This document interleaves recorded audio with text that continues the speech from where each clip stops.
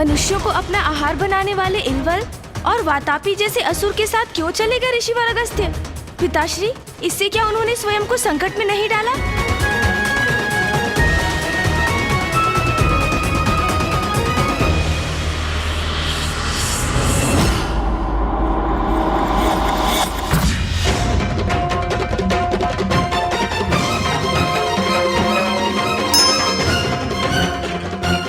मेरा निमंत्रण स्वीकार करने के लिए आपको कोटि कोटि धन्यवाद ऋषिवर। आप दोनों का निमंत्रण अस्वीकार कैसे करता मैं? आपकी दानवीरता की प्रसिद्धि तो दूर दूर तक फैली है। बहुत ध्यान रखते हैं आप यहाँ आने वाले ऋषियों और यात्रियों का। प्रतापी, जीवित होकर बाहर निकलो। आप दोनों महान असुरों से भेंट करने तो मुझे आना ही था।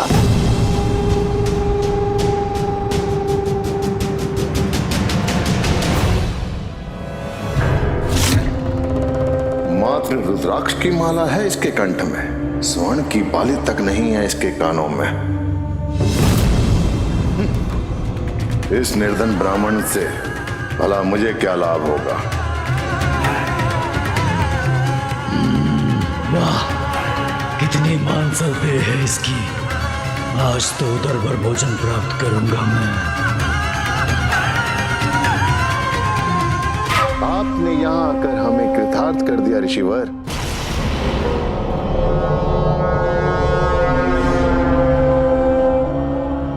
अरे कहाँ चल दिया ऋषिवर? मेरा अर्थ ऋषिवर, आप अचानक उठकर ऐसे कहाँ जा रहे हैं? अभी अभी तो आप आए ही हैं। हमारे साथ भोजन करने के बाद ही जाइएगा। नहीं नहीं नहीं, उसकी कोई आवश्यकता नहीं है। मैं तो केवल आप दोनों से भेंट करना चाहता था। जैसे आपको उचित लगे ऋषिवर। अरे ये भैया क्या कर रहे हैं? ये ऋषि तो जाने भी लगे। ऐसा भोजन कैसे जा सकता है?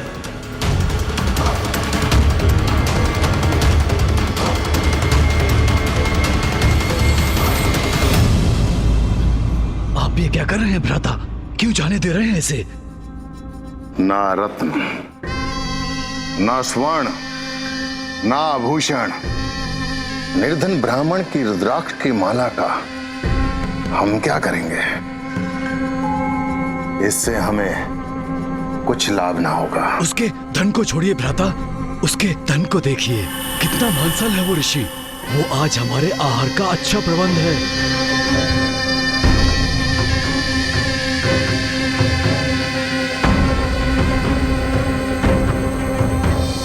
उचित कह रहे भ्राता बताती, इसका भोजन करने में तो आनंद ही आनंद आएगा।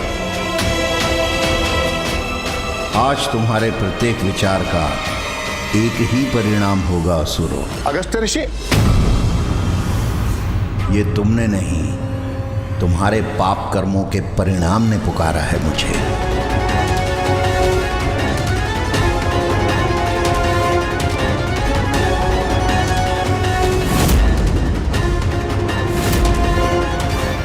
क्या हुआ राजन? आपने क्यों पुकारा मुझे? मेरा मन नहीं स्वीकार कर रहा ऋषिवर। ऐसे आपको जाने दो?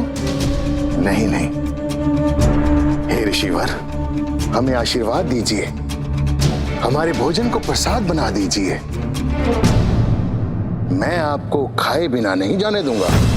मेरे कहने का अर्थ है कि आपको भोजन किए बिना नहीं जाने दूंगा। ऐसा अवसर बार बार कहाँ आता है ऋषिवर? आप जैसे ऋषि हमारे राज्य में पधारे हैं। हम पर अपनी कृपा कीजिए। भोजन करने के बाद ही जाइएगा, अन्यथा हम स्वयं को भी क्षमा नहीं कर सकेंगे। उचित है।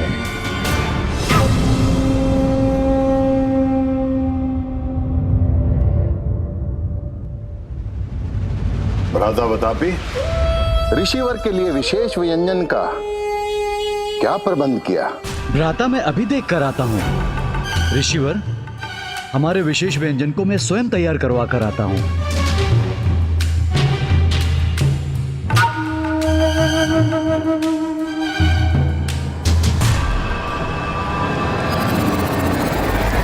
ऋषिवर मुझे भी आज्ञा दीजिए, मैं भी आपके लिए विशेष प्रबंध करना चाहता हूँ।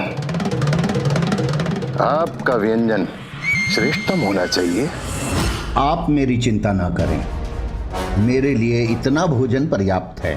चिंता कहाँ ऋषिवर, इसमें तो आनंद ही आनंद है। अब मुझे आज्ञा दीजिए।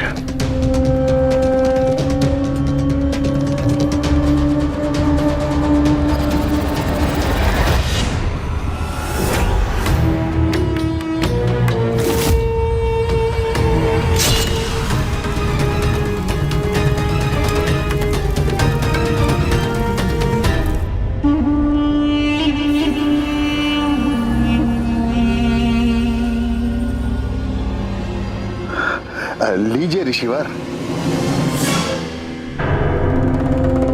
हमारा विशेष व्यंजन ग्रहण करके हमें कृतार्थ कीजिए। आप आनंदित होंगे तो हम आनंदित होंगे।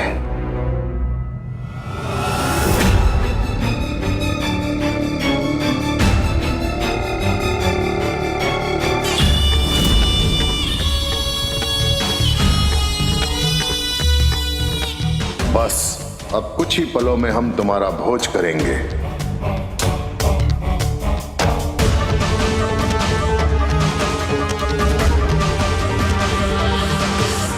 मूर्ख ऋषि, अब समय आ गया है मेरे भ्राता के बाहर आने का। तत्पश्चात फिर तुम हमारा भोजन बनोगे।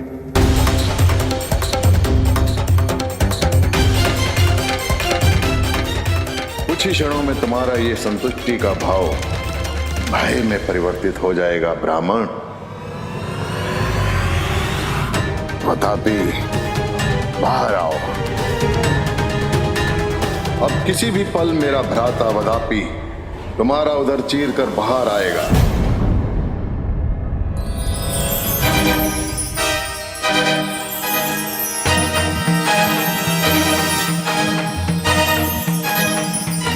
जीर्णम जीर्णम जीर्णम वातापी जीर्णम।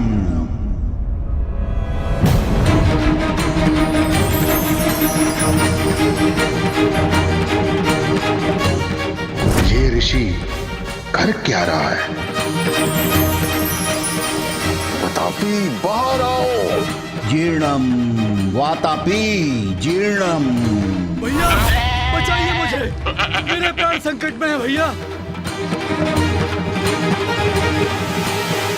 बचाइए भैया, बचाइए मुझे।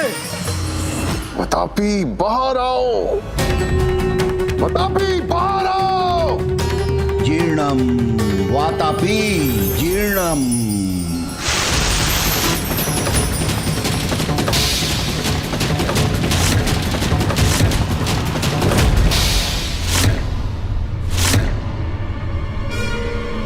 तुम्हारे भ्राता वातापी अब कभी बाहर नहीं निकलेंगे, क्योंकि मैं उन्हें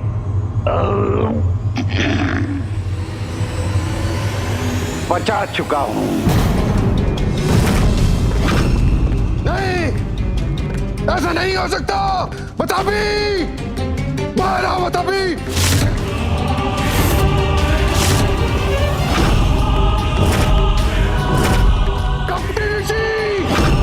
तुमने मेरे भ्राता का वध करने का दुस्साहस किया है।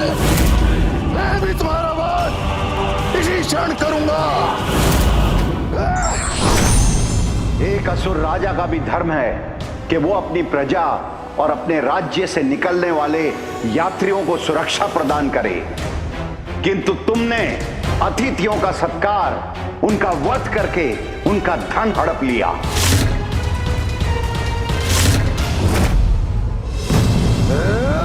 मैं तुम्हें शाप देता हूं, जिस प्रकार अनेकों ऋषियों को अपना भोजन बनाकर तुमने उनका अंत किया, उसी प्रकार तुम्हारा शरीर भी भस्म हो जाए।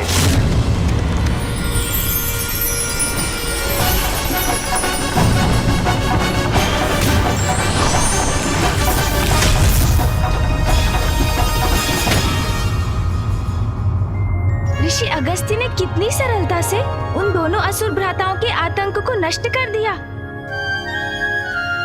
जानते हो गणेश, भोजन के उपरांत अपने उदर पर हाथ फेरने की परंपरा का आरंभ इसी घटना के बाद हुआ। हाँ पिताश्री, मुझे भी माँ ने इस मंत्र के बारे में बताया था, जीर्णम जीर्णम। तभी तो मैं पूरी असुर सेना को पचा पाया था। हाँ पिताश्री, भोजन के बाद तो मैं भी अपने उदर पर हाथ फेरता हूँ और मुझे आभास भी होता है। जीर्णम जीर्णम, असुर सेना जीर्णम।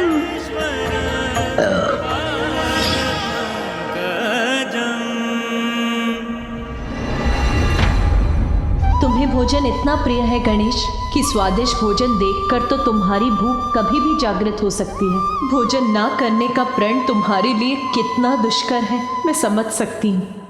पिताश्री, ऋषि अगस्त्य के जीवन का प्रत्येक प्रसंग अत्यंत रोचक है। हमें बताइए ना पिताश्री, फिर क्या हुआ? एल्वर और वातापी के अंत के बाद ऋषि अगस्त्य और देवी लोपामुद्रा सदा के लिए दक्षिण में ही स्थित हो गए। देवी लोपामुद्रा पतिव्रता और धर्मपरायण स्त्री थी और सदैव ऋषि अगस्त्य की सेवा और उनके अनुष्ठान में सहायता करने में व्यस्त रहती थी। उनके इसी निस्वार्थ प्रेम और समर्पण के भाव से ऋषि अगस्त्य के मन में भी पत्नी के प्रति स्नेहपूर्ण जुड़ाव और आसक्ति उत्पन्न हुए। ऐसा जुड़ाव जो पति पत्नी के संबंध में सदैव स्थापित हो ही जाता है।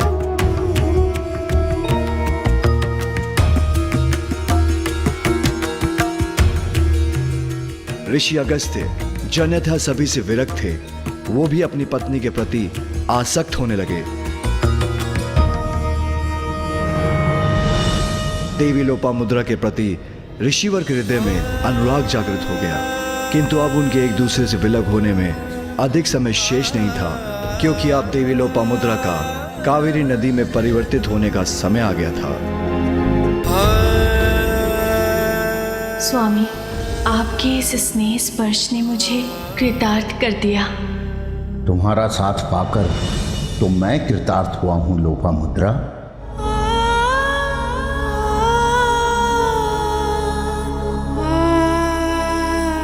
अब वो समय अधिक दूर नहीं जब हमें एक दूसरे से दूर होने के लिए विवश होना होगा। स्वामी,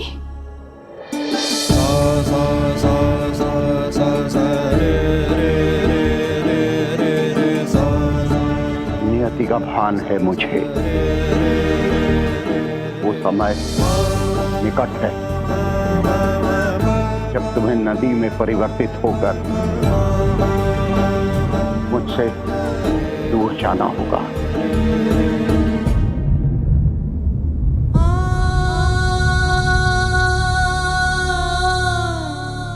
मैं भी आपसे दूर नहीं जाना चाहती स्वामी।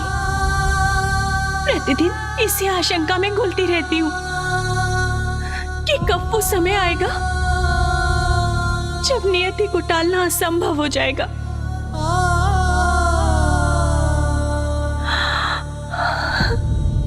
अपनी आशंकाओं से मुक्ति पाओ। निर्णय लो कि तुम मुझसे दूर कभी नहीं जाओगी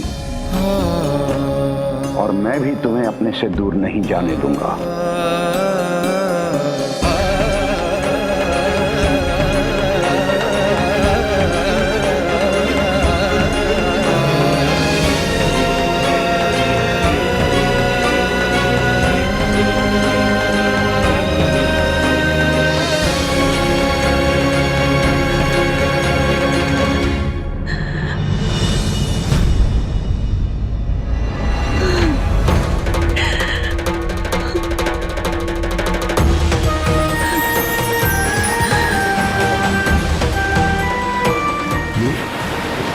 क्या हो रहा है?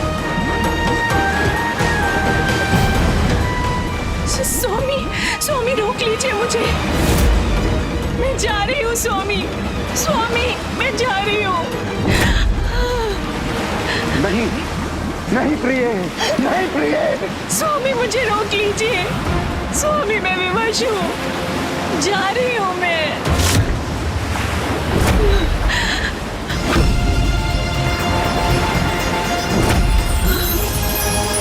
स्वामी,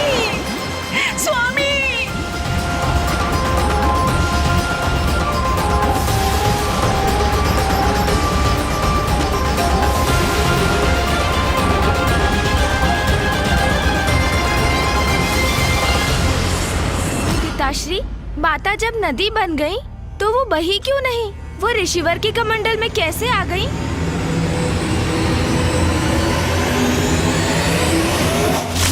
तुम नदी का प्रवाह नहीं बनोगी।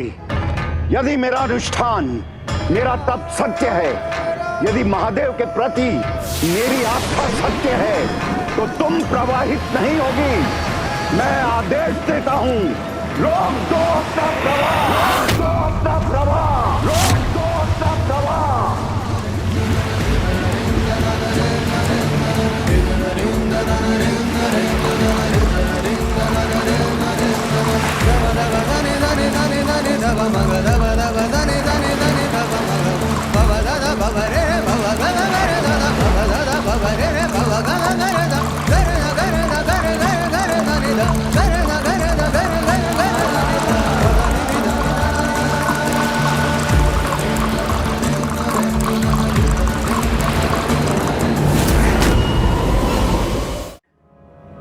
लोपामुद्रा प्रिय, मुझे छोड़कर तुम्हें कहीं नहीं जाने दूंगा। मैं सदा अपने साथ रखूंगा तुम्हें।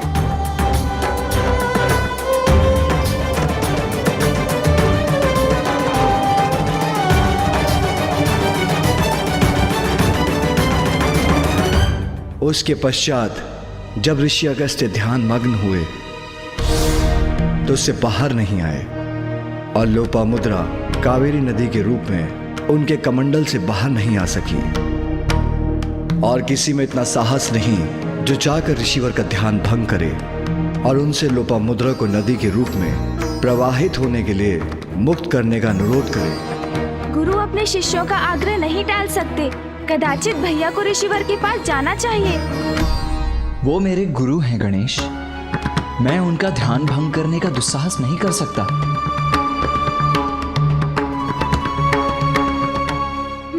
उचित है, फिर मैं जाऊंगा ऋषि अगस्त्य के निकट। मैं माँ लोपामुद्रा को नदी रूप में प्रवाहित होने के लिए ऋषिवर के कमंडल से उन्हें मुक्त करवाऊंगा।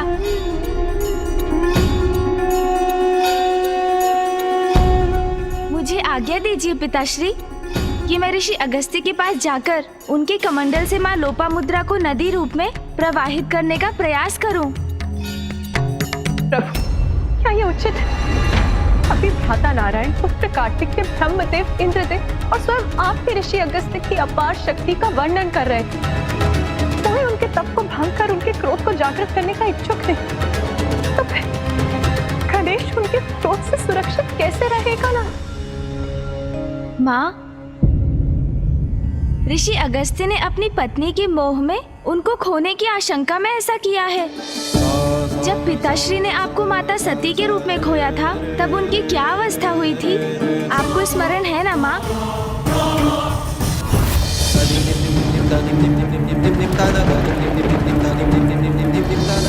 इसलिए माँ, ऋषि अगस्त्य का मोह भंग करने के लिए उन्हें मात्र एक संकेत देने की आवश्यकता है कि उनके इस निर्णय से दक्षिण में आपदा की स्थिति उत्पन्न हो गई है। ऋषिवर से अधिक ये कौन समझ सकता है कि व्यक्तिगत स्वार्थ जन कल्याण से ऊपर नहीं। उनका क्रोध, कहीं उससे तुम्हें कोई हानि ना पहुंचे। माँ, आप निश्चिंत रहिए, मैं उनके क्रोध को जागृत नहीं करूँगा। मात्र इतना आभास कराऊंगा उन्हें कि माँ लोपामुद्रा का उनके कमंडल से मुक्त होना आवश्यक है। स्मरण कराऊंगा उन्हें कि कावेरी नदी बनकर दक्षिण की भूमि को तृप्त करना ही माता की नियति, उनके जीवन का उद्देश्य है।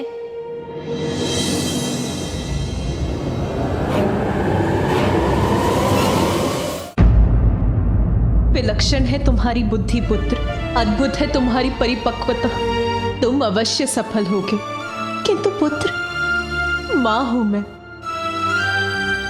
2 पुत्रों की माँ। इसीलिए मेरा विचलित होना तो स्वाभाविक है, किंतु तुम निसंकोच जाओ पुत्र, तुम्हें तुम्हारे उद्देश्य में सफलता अवश्य प्राप्त हो।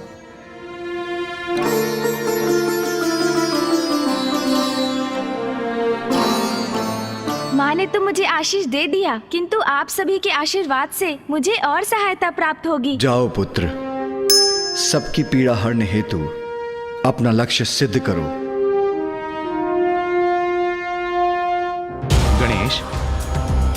दक्षिण के सभी जीवों के जीवन का विघ्न हरो। मेरा आशीष सदैव तुम्हारे साथ है। गणेश, मुझे ज्ञात है तुम अपने उद्देश्य की प्राप्ति के लिए कुछ भी अनुचित कदापि नहीं करोगे, किंतु ऋषिवर के क्रोध के प्रति सावधान रहना होगा तुम्हें। अवश्य भैया।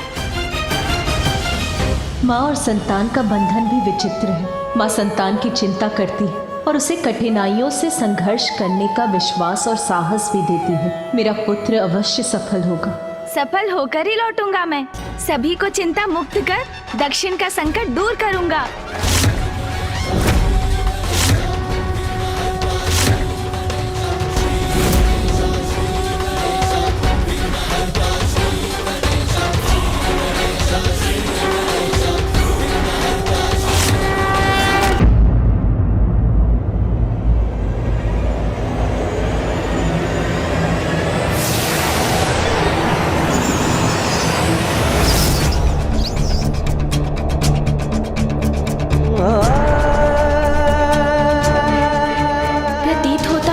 दक्षिण की ओर पहुंच चुके हैं। मूषक जी, अब तो हम ऋषि अगस्त्य के तप स्थल के निकट ही होंगे ना? प्रभु, ऋषिवर के स्थान के जितना निकट पहुंच रहा हूँ उतना ही भयभीत हो रहा हूँ मैं। क्यों?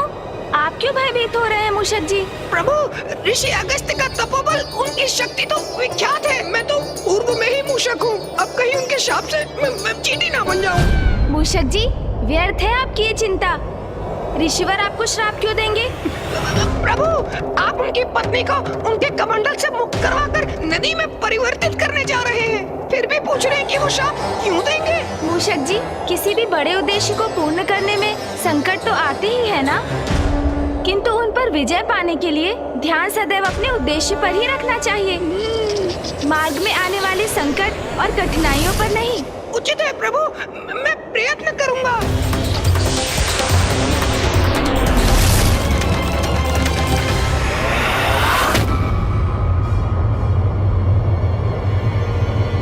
मूषक जी, वो रहे ऋषि अगस्त्य।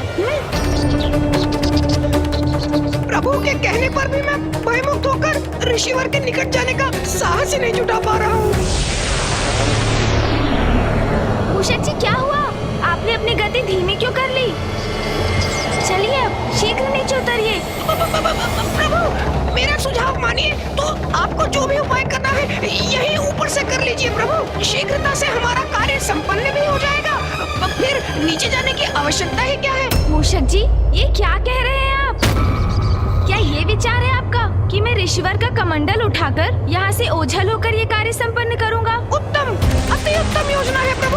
आप ना ऋषिवर का कमंडल उठा लीजिए, अपने हाथ में लेते ही उसे पलट दीजिएगा। हो गया कार्य पूर्ण, और इस प्रकार अति शीघ्र हमारे उद्देश्य की पूर्ति होगी, और जब तक ऋषि अगस्त्य के नेत्र खुलेंगे हम यहाँ से जा चुके होंगे प्रभु।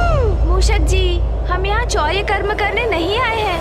हम सर्वप्रथम ऋषि अगस्त्य को उनके तप से बाहर निकालेंगे, समझाने का प्रयास करेंगे उन्हें, और उसके लिए तो आपको सर्वप्रथम नीचे उतरना होगा। जी प्रभु। स्मरण रखिए मूषक जी, किसी अनुचित कर्म का विचार भी हमारे प्रयासों को निरर्थक कर देगा। क्षमा कीजिएगा प्रभु, मैं नीचे उतरता हूँ प्रभु।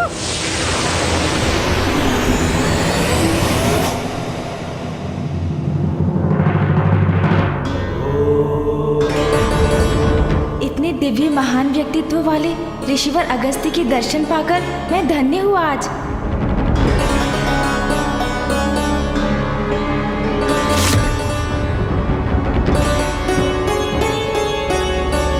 पुत्र, तुम्हें कावेरी नदी को मुक्त कराना होगा ताकि इसका जल जन जन तक पहुंच सके। ऋषिवर अगस्त्य का ध्यान मुझे भंग करना ही होगा, ताकि मैं संपूर्ण वन्य जीव जंतुओं, वृक्ष आदि व मनुष्यों के प्राण रक्षित कर सकूं।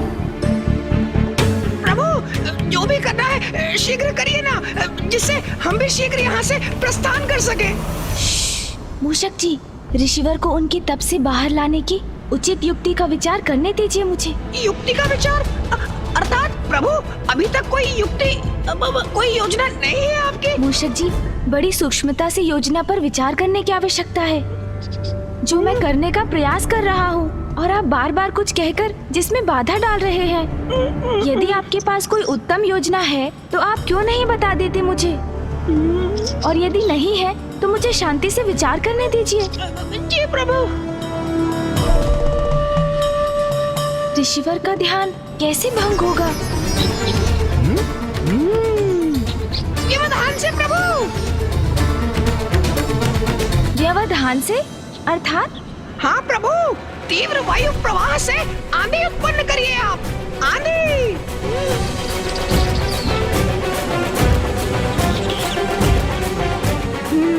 उचित है मूषक जी।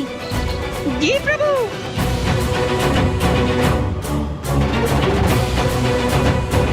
क्षमा कीजिएगा ऋषिवर, किंतु मैं विवश हूँ। मुझे इस क्षेत्र के उद्धार के लिए ये आंधी उत्पन्न करनी पड़ रही है।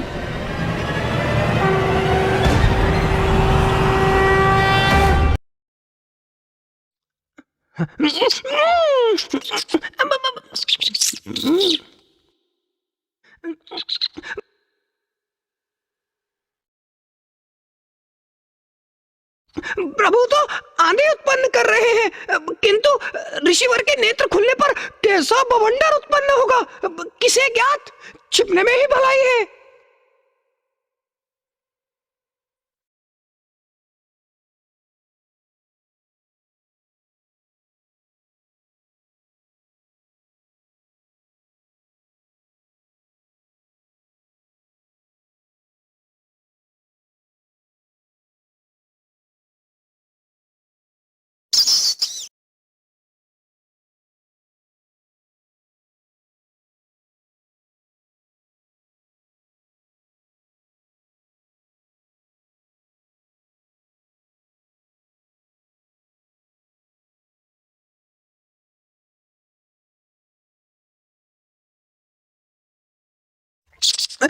ये आंधी तो ऋषिवर तक पहुंचने ही वाली है।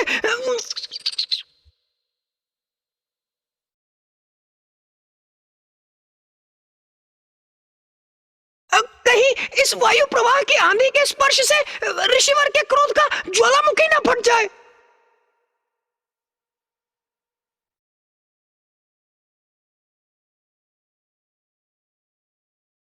अब शीघ्र भंग होगा ऋषिवर का ध्यान।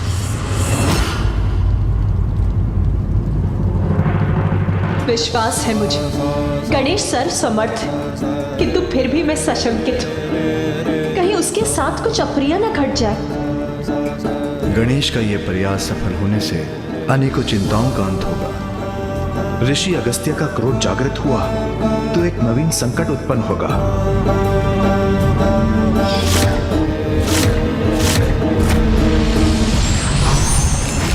कैसी विकट परिस्थिति है, इसकी अधिक चिंता करूं मैं। इस बवंडर के टकराव से ऋषि अगस्त्य के ध्यान भंग होने की, अथवा बवंडर द्वारा इस कमंडल के गिरकर उल्टा हो जाने की। दोनों ही अवस्थाओं में गुरुदेव, ऋषि अगस्त्य कहीं क्रोध में आकर गणेश को कोई श्राप न दे बैठे। तपोबल के धनी ऋषि अगस्त्य ने यदि श्राप दिया तो वह अकाट्य होगा।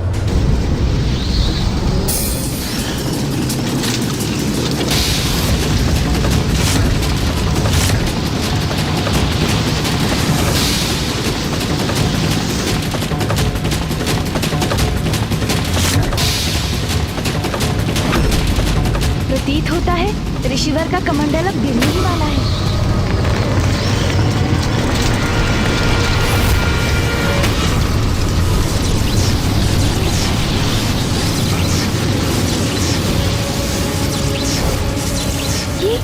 ये क्या हुआ?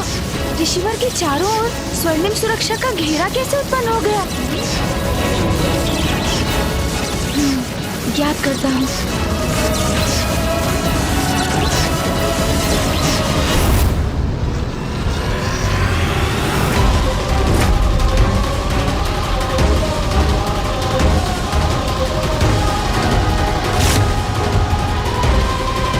ये क्या? ये बवंडर तो इसी ओर लौट रहा है। हाँ प्रभु। मूषक जी सावधान।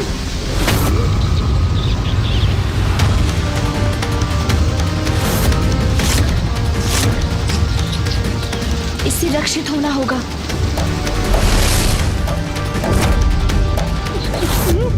अब मैं कैसे बचूं?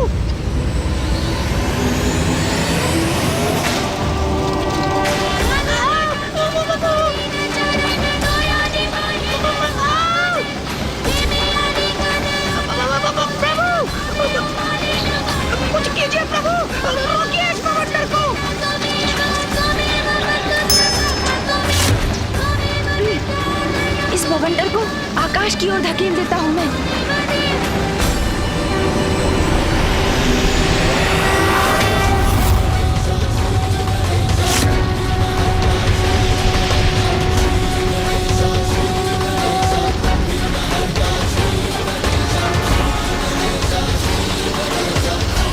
हम रक्षित हो गए प्रभु। मूषक जी, अब हम सुरक्षित हैं। अब ये वायु प्रवाह तो शांत हुआ, किंतु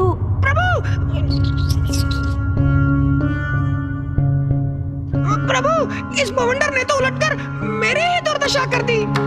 हाँ मूषक जी, हमारा ये उपाय तो व्यर्थ हुआ। अब कुछ और सोचना होगा।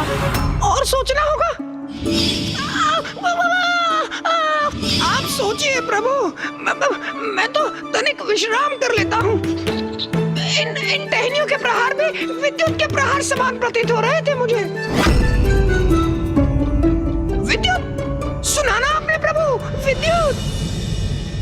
हाँ हाँ, आपने अभी कहा था कि जैसे आपको लगा विद्युत प्रहार हो रहे हैं आप पर। नहीं नहीं प्रभु, मैं ये कह रहा हूँ विद्युत का प्रभाव अवश्य होगा ऋषिवर पर। उससे इनका ध्यान अवश्य भंग होगा। हाँ, कदाचित ये उचित रहेगा मूषक जी।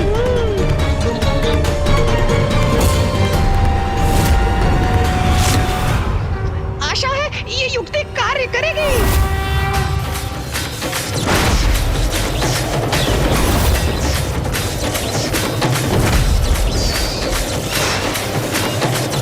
मैंने वायु का सुझाव दिया था तो विद्युत के समान प्रतीत हुआ था।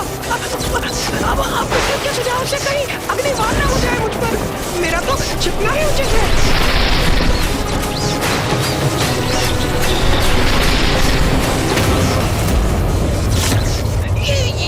ये विकराल मेघ उत्पन्न हो रहे हैं।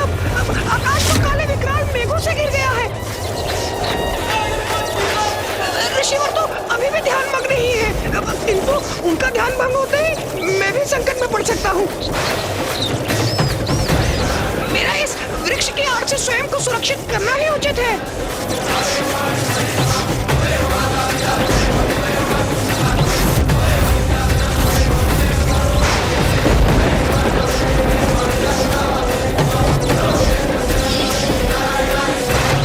प्रभु के समान मैं भी वृक्ष के ऊपर चढ़कर ही सुरक्षित हो सकूंगा।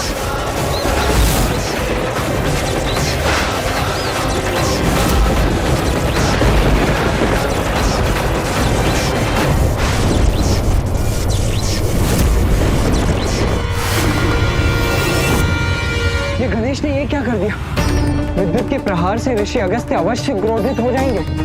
पुत्र गणेश, हमारी चिंता मुझसे व्याकुल कर रही है।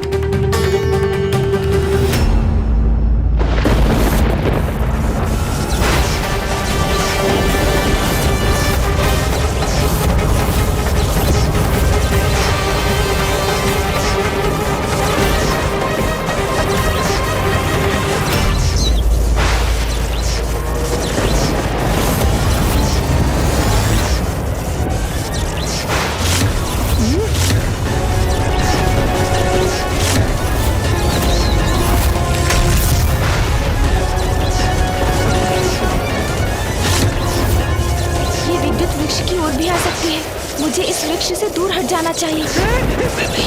ये कैसे संभव है? ये विद्युत तो मेरी ओर ही आ रही है। प्रभु!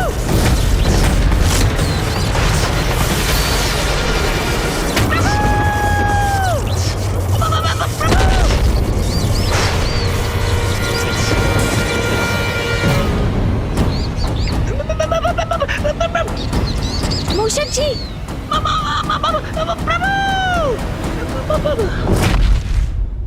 आप कुशल तो है ना मूषक जी? वृक्ष के ऊपर क्यों चढ़ गए थे आप? वृक्ष विद्युत को अपनी ओर आकर्षित करता है, ये तो आपको भी ज्ञात होगा ना मूषक जी? हाँ प्रभु।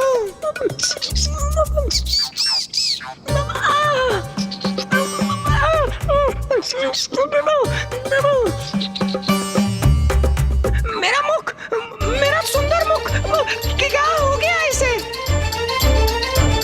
देखिए प्रभु, मेरी सुंदर मुख पर कैसी कालिमा छा गई है।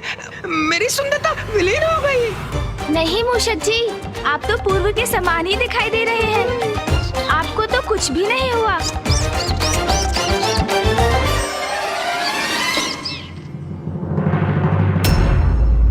मूषक जी, बवंडर और विद्युत तो ऋषिवर का स्पर्श भी नहीं कर सके।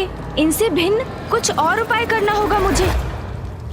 प्रभु गणेश की सारी योजनाएं असफल हो रही। मुझे शंका है, कहीं उसकी योजना का कोई भीषण परिणाम ना हो। कहीं ऋषि अगस्त्य अत्यधिक क्रोधित ना हो जाए। गणेश की युक्तियां।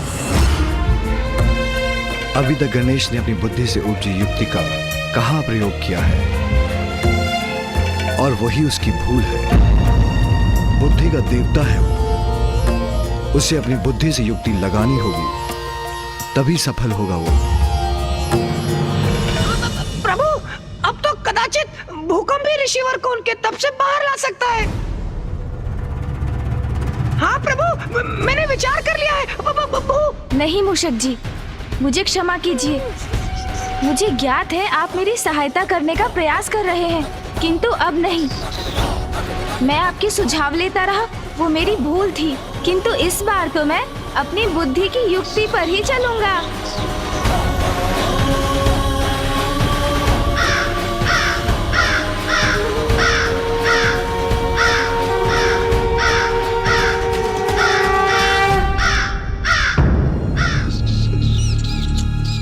काग? प्रभु! मूषक जी,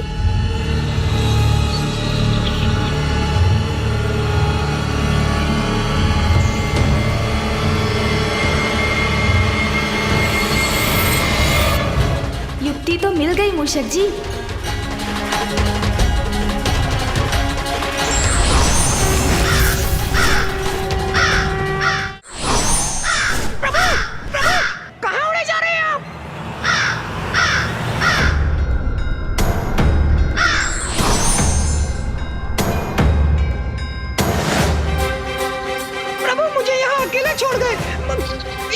ऋषिवर का ध्यान भंग हुआ तो, और मैं उनकी दृष्टि में पड़ गया तो अवश्य शाप दे डालेंगे मुझे।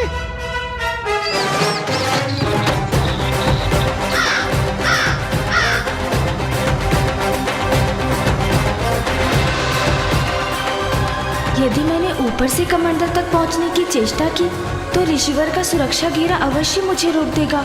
कदाचित मुझे नीचे से धरती के भीतर से कमंडल तक जाना चाहिए।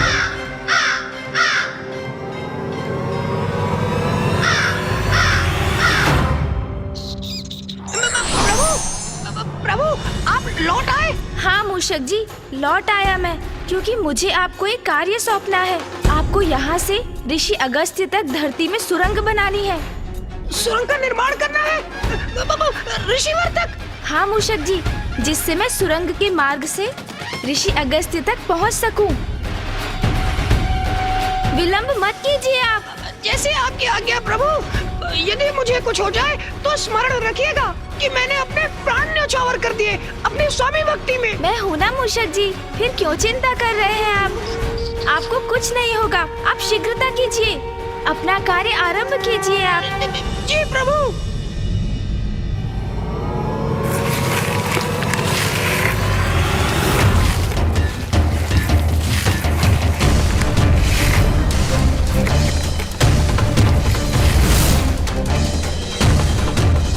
मूषक जी, सुरंग का कार्य पूर्ण हो गया? प्रभु, सुरंग तो तैयार है, किंतु प्रभु ने तो मेरी बात ही नहीं सुनी। मैंने सुरंग तो बना दी, लेकिन ऋषि अगस्त के भय से सुरंग के दूसरी ओर बाहर निकलने का छिद्र ही नहीं बना पाया। ये क्या? मूषक जी ने तो कार्य अधूरा ही छोड़ दिया। सुरंग से बाहर निकलने के लिए छिद्र मुझे ही बनाना होगा।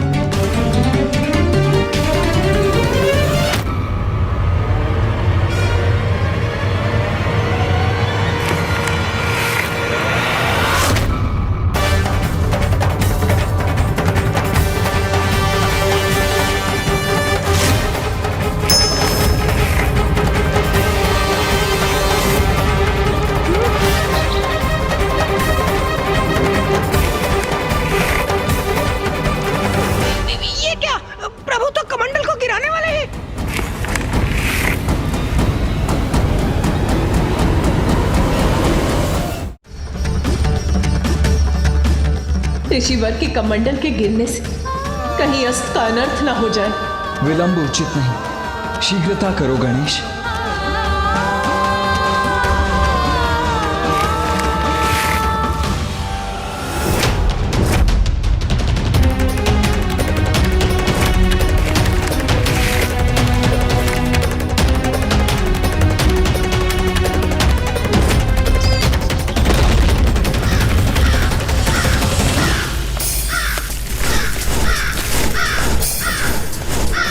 कमंडल तो पुनः स्थित हो गया।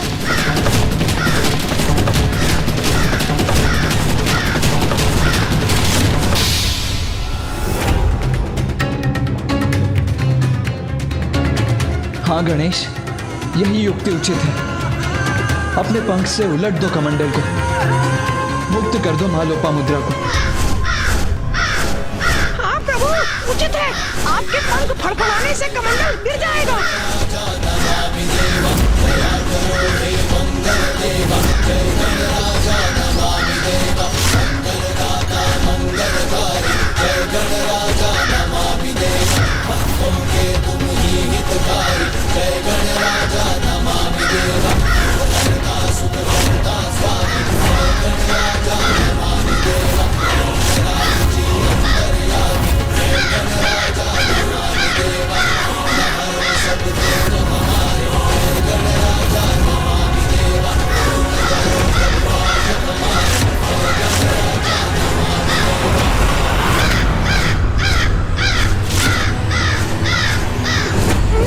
ऋषिवर का ध्यान भंग हो गया।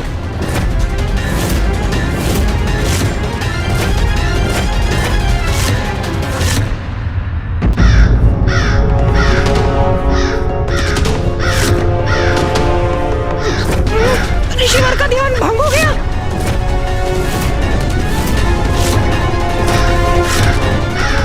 ऋषिवर के मुखमंडल पर क्रोधाग्नि स्पष्ट दिखाई दे रही है। कदाचित इसका परिणाम अच्छा नहीं होगा।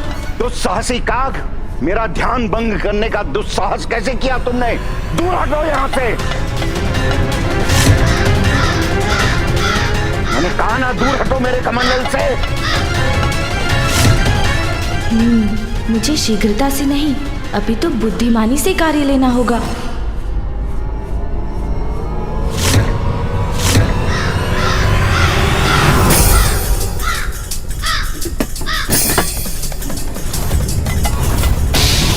इस काग का इतना दुस्साहस मेरे कमंडल का जल पीने को आतुर है।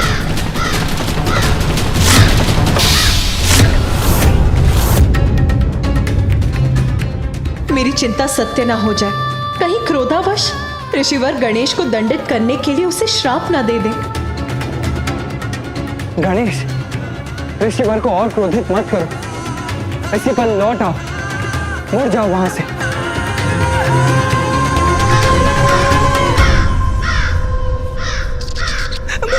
प्रभु संकट में है। नहीं नहीं, मुझे उनकी सहायता के लिए कुछ करना होगा।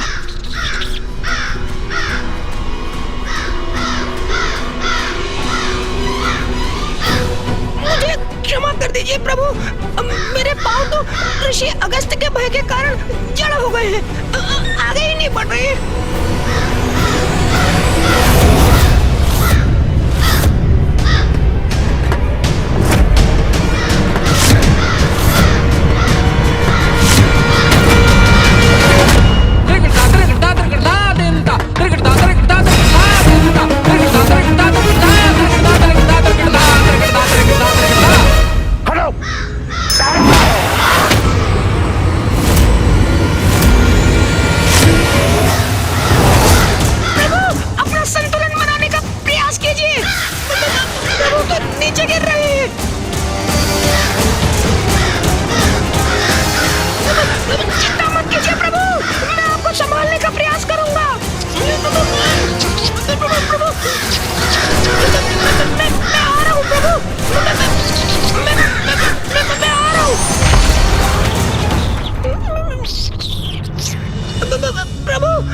कुशल तो है। ऋषिवर ने तो आपको आकाश में ही भेज दिया था।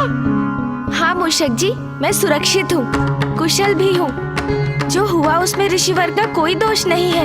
वो तो मात्र अपना कमंडल सुरक्षित करने के लिए अपने हाथ से मुझे दूर करने का प्रयास कर रहे थे और उनका हाथ मेरे पंख पर लग गया, जिससे मैं दूर आकाश की ओर चला गया। सुरक्षित है मेरे पुत्र गणेश।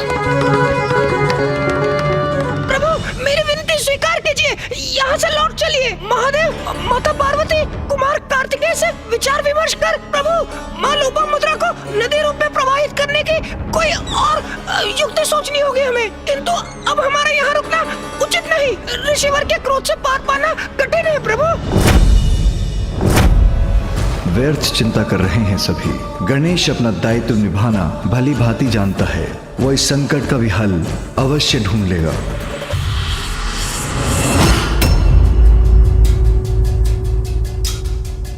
अब दूर हट गया वो काग, पुनः ध्यानस्थ होता हूं मैं।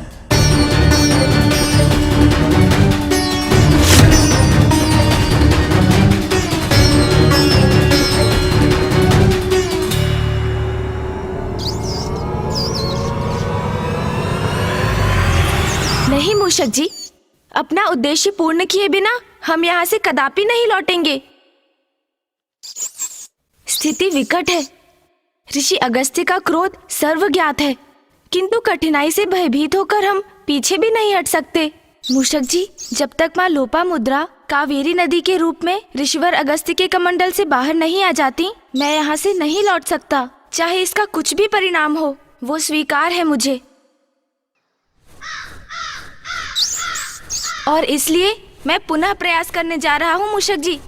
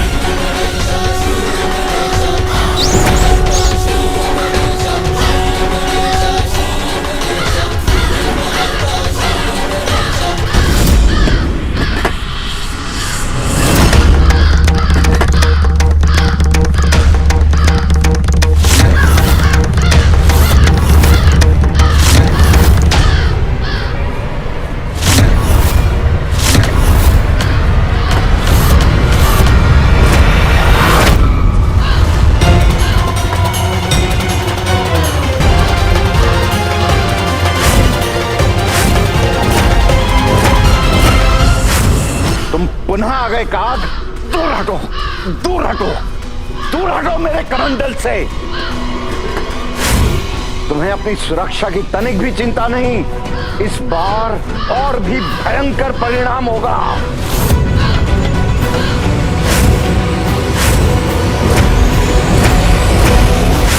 दूर हटो, दूर दूर हटो। काग, तुमने मेरी चेतावनी सुनी नहीं। दूर हटो यहां से।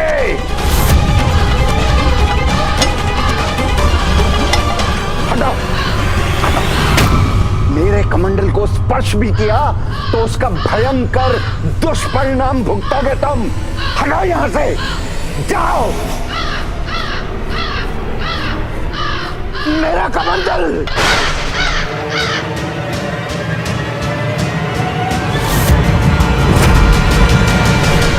उद्दंड काग, इस कमंडल को सुरक्षित स्थान पर रखते ही तेरी उद्दंडता का कठोर दंड दूंगा मैं।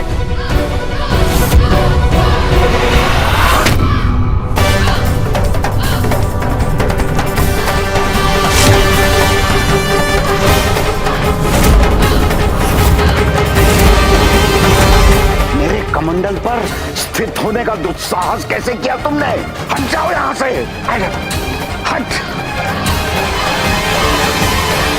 काग हठी होते हैं ये तो सर्व ज्ञात है, किंतु तुम्हारा हठ साधारण नहीं है। इतना साहस तो कोई साधारण काग नहीं कर सकता। मुझे क्षमा करें ऋषिवर, किंतु इस कमंडल को तो गिराना ही होगा, और इसे गिराएंगे आप। तुम्हारा मेरे कमंडल पर स्थित होना उचित नहीं है। हट, हट, हट, हट, हट, हट, हट, हट।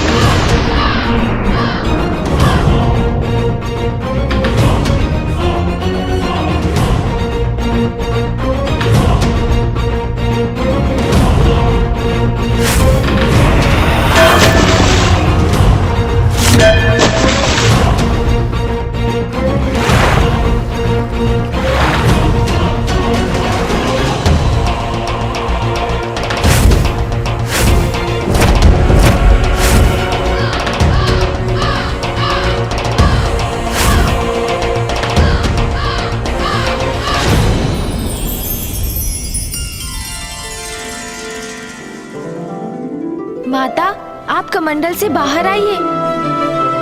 हाँ माता लोपामुद्रा, आपके स्वामी अगस्त्य ऋषि अपने हाथ से आपको प्रवाहित होने का संकेत दे रहे हैं।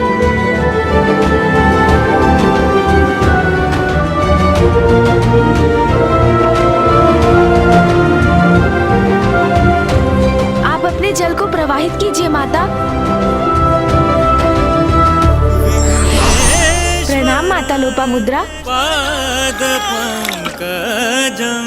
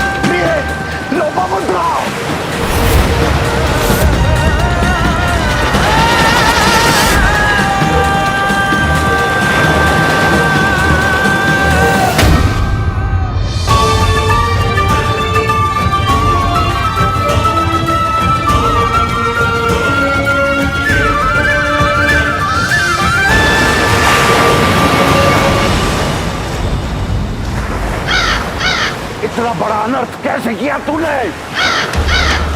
प्रभु, अब ऋषिवर के क्रोध से अपनी रक्षा कैसे करेंगे आप? दुष्ट काज, रुक, मैं तुझे श्राप देता हूँ।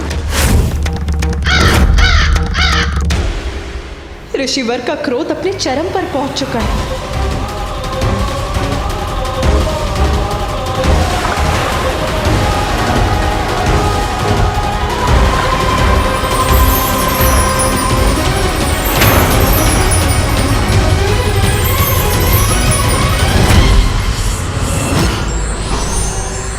ऋषि अगस्त्य, वक्रतुंड महाकाय सूर्यकोटि समप्रभ निर्विघ्नं कुरु मे देव सर्वकार्येषु सर्वदा।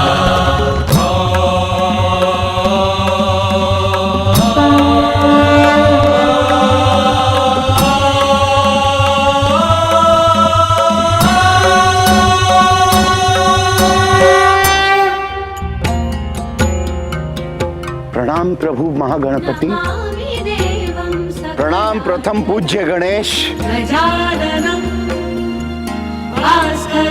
मेरी ही प्रेरणा से जग कल्याण हेतु गणेश ने आपके कमंडल में बाधित नदी को मुक्त कराकर उन्हें प्रवाहित किया। प्रभु, मोहवश कितनी बड़ी भूल कर बैठा मैं।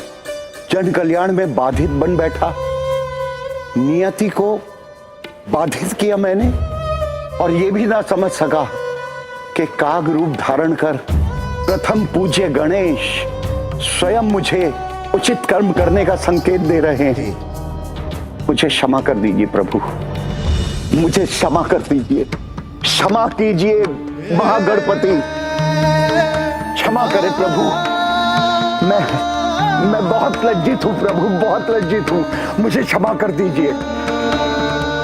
एक ऋषि, एक तपस्वी होकर आसक्तिवश मैं अपने को मुक्त नहीं कर सका। सदा जन कल्याण मेरा उद्देश्य रहा, किंतु आसक्तिवश मैं ही उसमें बाधा बन गया। सबको सुख पहुंचाने वाली, धरती को जल से सींचने वाली नदी को मैंने रोक रखा।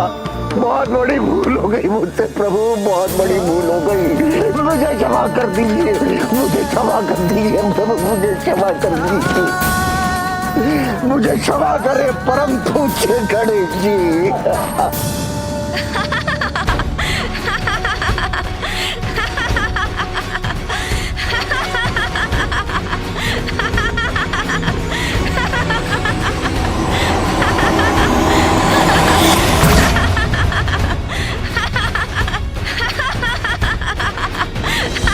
आप मेरी भूल पर हंस रहे हैं परम पूज्य गणेश। उचित है, कदाचित ऐसी भूल का यही उचित परिणाम है। ऋषिवर, आप अभी ये जो कर रहे हैं उसे देखकर मुझे उस समय का स्मरण हो आया जब मामा श्री हरिनारायण ने मेरे समक्ष उठक बैठक कर मुझे हंसाया था। इसलिए मैं ये विधान करता हूँ, आज से जो भी मेरे समक्ष ये दोनों क्रियाएं करेगा, मैं उसकी सभी धर्मोचित मनोकामनाएं यथाशीघ्र पूर्ण करूँगा।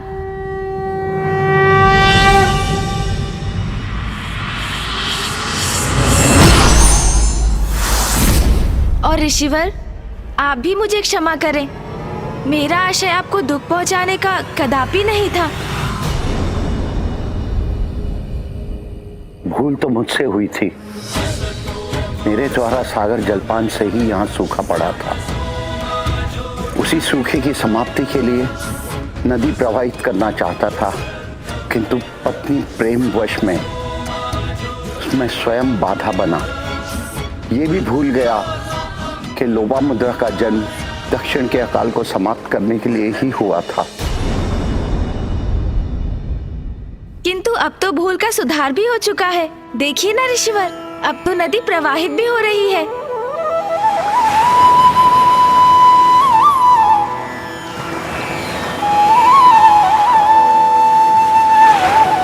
इतना पावन जल, इतना स्वच्छंद बहाव, धन्य है, धन्य है।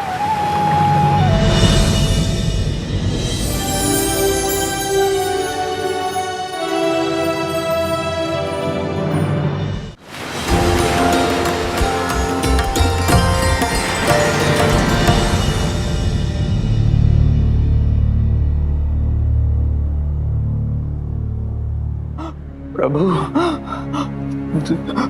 जल, प्रभु कृपा कीजिए, जल। शीत तोया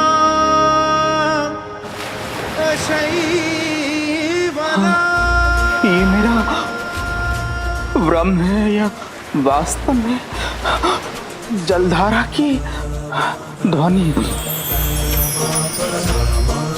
परमानंदे कुरु करुणामय कातरवंदे तव तट निकटे यस्य निवासः खलु प्रभु, आप धन्य हैं। आपने मेरी प्रार्थना सुन ली।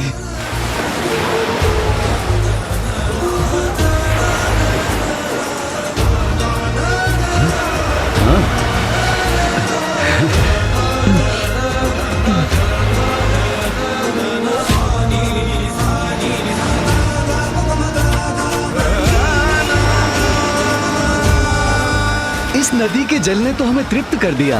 अब हम अपना जीवन यापन करने में समर्थ हैं।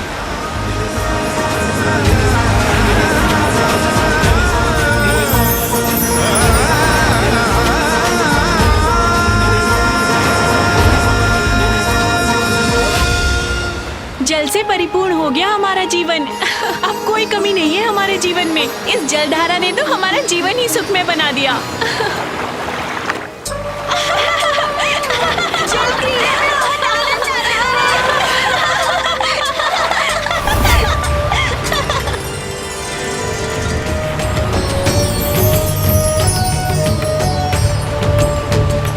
धन्य है कावेरी नदी, धन्य है विघ्नहर्ता गणेश जी, जिन्होंने मेरे मोहपाश को मिटाया, मेरे सत्कर्म के मार्ग में आए विघ्न को दूर किया, लोपामुद्रा को कावेरी नदी के रूप में मुक्त किया।